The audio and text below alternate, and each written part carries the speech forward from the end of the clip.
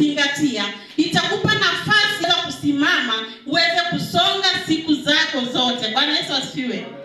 Huwa nalipenda sana hata katika mtaa wangu, sababu wema hautoki katika chombo kisicho safi. Wema unatoka katika mtu aliye na utayari na mtu aliyejitolea kuwa mwema. Bwana Yesu asifiwe. Tukiangalia katika mfano wa Yesu Kristo, ukiangalia katika matendo, ukiangalia katika Yohana 3:17, Yesu Kristo alipokuja duniani alikuja katika uhalisia wa mwanadamu. Ni kwa nini alifanya hivyo? Alikuja ili sisi wanadamu tuweze kuiga mfano wake, ili tuweze kuwa na urahisi wa kufuata na nyayo za Yesu Kristo, ili tuweze kuwa na urahisi wa kuwa wema. Bwana Yesu asifiwe. Angekuja katika mfano wa Yesu, labda tungeogopa, labda wale wanafunzi wasingefika karibu, kwa kuwa alikuwa na hekima. Akaona kwamba ili wanangu waweze kuwa wema, ni lazima nije katika uhalisia wa wanadamu. Akavaa wanadamu ndani yake, ili tuweze kuwa wepesi wa kuiga mfano wa Yesu Kristo, tuweze kusonga na kuwa wana wema, ili tupendeze Baba yetu aliye mbinguni. Bwana Yesu asifiwe. Hauwezi kuwa mwema kama kweli haujui nyayo za Yesu Kristo. Hauwezi tenda wema kama haujui pa kuanzia. Hauwezi kuwa mtu mwema kama nafsi yako yenyewe si nafsi safi. Wema hautoki katika nafsi iliyo chafu. Wema wa mtu huja kulingana ulivyojiandaa. Wema wa mtu unakuja katika chombo kilicho tayari. Ndipo unaweza tenda wema kwa kuwa umekubali, umejiandaa, umeamua kuwa mwema. Bwana Yesu asifiwe. Tusome katika kitabu cha Matendo 9:36. Hicho kitabu kuna mwanafunzi mmoja aliyejawa wema, na huu wema ukazaa matunda. Bwana Yesu asifiwe. Matendo 9:36 hadi 37. Bwana Yesu asifiwe. Aliyepata 9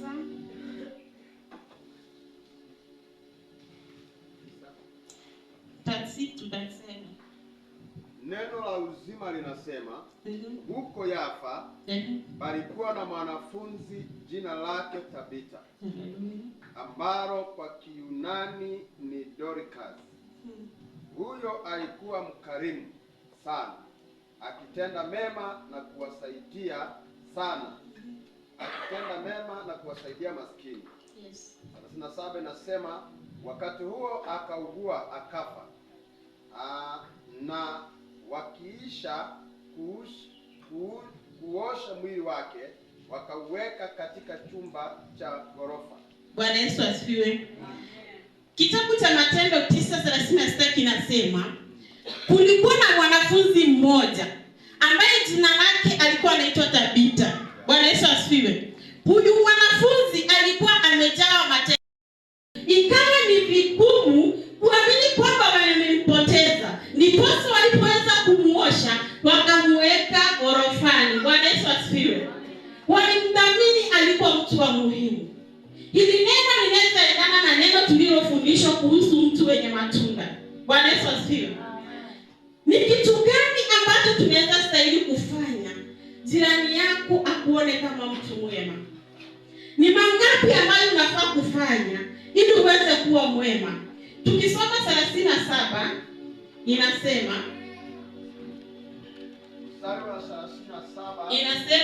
Biblia inasema, wakati huo akaugua akafa. Wakati huo akaugua na akafa. Yule mwanafunzi aliyekuwa anaitwa Tabita aliugua akafa. Yes.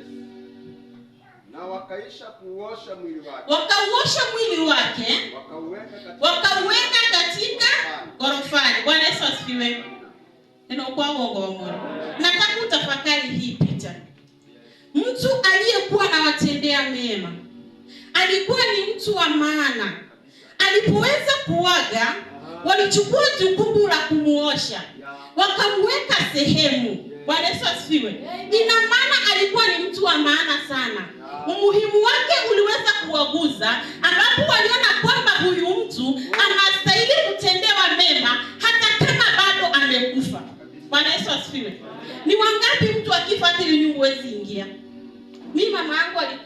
nyumba niliwaambia sikanyagi.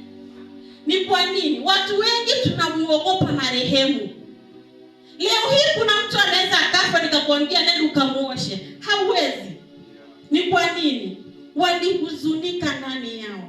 Wakaona yale machungu.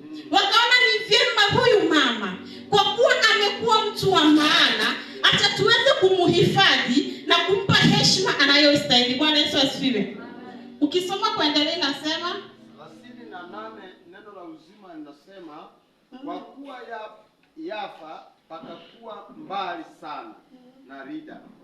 Wanafunzi waliposikia kwamba Petro yuko huko, waliwatuma watu wawili kwake ili kumuomba, tafadhali njoo huku pasipo kukawia. 39 neno la uzima linasema kwa hiyo Petro akainuka akaenda nao, naye alipowasili wakampeleka hadi kwenye chumba cha gorofani alipokuwa amelazwa. Wajane wengi walisimama karibu naye wakilia na kuonyesha machoho na nguo nyingi ambazo Dorikazi alikuwa amewashonea alipokuwa pamoja nao. 40 nasema Petro akawatoa wote nje ya kile chumba, kisha akapiga magoti akaomba, akaugeukia ule mwili akasema, Tabita, inuka. Akafumbua macho yake, na alipomuona Petro akaketi. Petro akamshika mkono akamuinua, ndipo akawaita wale watakatifu na wajane akamkabidhi kwao akiwa hai. Haleluya. Bwana Yesu asifiwe. Wale wa mama ambao walikuwa wanashiriki nao, ukisoma katika mstari wa 38-39, walipoona huyu mama amekufa na ili hali kwamba walikuwa wanajua faida yake, waliona ni vyema, wamesikia kuna mtumishi mahali, waende wakamuite. Ina maana imani yao ilikuwa kubwa. Bwana Yesu asifiwe. Walionelea wakaona Petro anaweza kuwasaidia, na kwa kuwa walikuwa na imani na Petro, wakamuita, njoo kwa uharaka, tusaidie huyu mtu, amekuwa mtu wa maana, ili kwamba anaweza pata uzima. Natamani kujua ni nani huyu aliyekuwa na hekima. Bwana Yesu asifiwe. Ni lazima kuna mtu mmoja. Si rahisi, ni vigumu sana mtu amekufa alafu ukafikiria kuna mhubiri sehemu anaweza mfufua. Walikuwa na imani kubwa. Bwana Yesu asifiwe. Petro alipokuja akawaambia tokeni nje. Bwana Yesu asifiwe.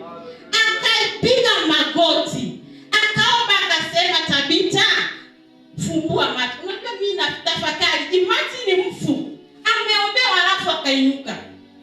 Hauwezi simama. Bwana Yesu asifiwe. Hautasimama. Lakini Petro alikuwa na uwezo, akaweza kumwombea yule mama. Ninafikiri kilichomsaidia ni yale mema. Bwana Yesu asifiwe. Alitenda wema, Mungu akafurahia. Alitenda wema, Mungu akampa nafasi nyingine ya kuishi. Alitenda mema, wale wa mama wakaguswa. Wakaona ni vyema tusimpoteze huyu mtu, tutafute njia mbadala ya kumrudisha tena. Lakini kwa kuwa Mungu alikuwa ndani yao, akapea wale mama ufunuo, akasema hakika kuna mtu mahali atakayesimama aseme, mama inuka tena. Petro akasema kanena, David akafungua macho yake. Bwana Yesu asifiwe. Ni nani atakayesikia uchungu ukiumia? Ni mtu gani ulio naye pembeni yako atakayesema hakika sikia leo nimempoteza huyu mama? Haijalishi kama utakufa ama utapata changamoto gani, lakini aseme mimi nimejitoa nimsaidie. Ni kitu gani unachokifanya mpendwa? Ni mapya gani umeyafanya kwa jirani yako? Ni neno gani unalitoa katika moyo wako ambalo linamfurahisha mwenzako? Bwana Yesu asifiwe. Wengi wetu tumepoteza mwelekeo kwa kuwa ndani yetu hatuna wema. Tumejazwa mambo yasiyoleta hekima, mambo yasiyoleta imani na maendeleo katika familia zetu.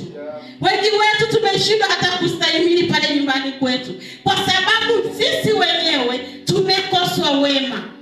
Bwana Yesu asifiwe. Acha nikuibie siri. Unapokuwa na changamoto hata pale nyumbani kwako, usijaribu kulipa ubaya kwa ubaya. Jaribu sana katika kiwango chenye Mungu amekupa, ujaribu kulipa wema. Hilo litakuja kwa yule mtu tu aliyeokoka. Jaribu kutenda wema. Haijalishi ni kwa nyumba yako. Kumbuka huyo mume uliye naye ni binadamu pia. Anaweza akakukosea. Anaweza kukwaza kwa njia nyingine. Ndio maana Mungu akakuweka mle ndani ili uweze kuwa na hekima. Wema wako utastahimili. Wema wako utazaa baraka ambayo wewe mwenyewe hukutarajia. Wema umetusaidia. Ingelikuwa sisi tumepewa kamera ndani yetu na kwa mawazo yetu, labda ungetusoma vingine, lakini kwa kuwa tumepewa wema, hekima tulio nayo imetusaidia tunasimama leo. Bwana Yesu asifiwe. Haijalishi wewe walikujuaje juzi, lakini kinachostahili kueleweka, tangia umeokoka, wema wako ni upi? Wewe ni mtu wa aina gani? Ukisimama unasema nini? Matendo yako ni yapi? Ukitembea unaonekana vipi? Huo mwelekeo ulimsaidia Tabita akaweza kupewa nafasi ya kuishi. Bwana Yesu asifiwe. Alipewa nafasi nyingine kwa kuwa alikumbuka. Akasema, mimi katika nyumba ya baba yangu kuna wamama ambao ni wajane, nitahakikisha nimefuma nguo. Kuna talanta uliyoipewa lakini umeikalia. Yaani walikara. Tote kama bakiri tugere kuche. Uwekera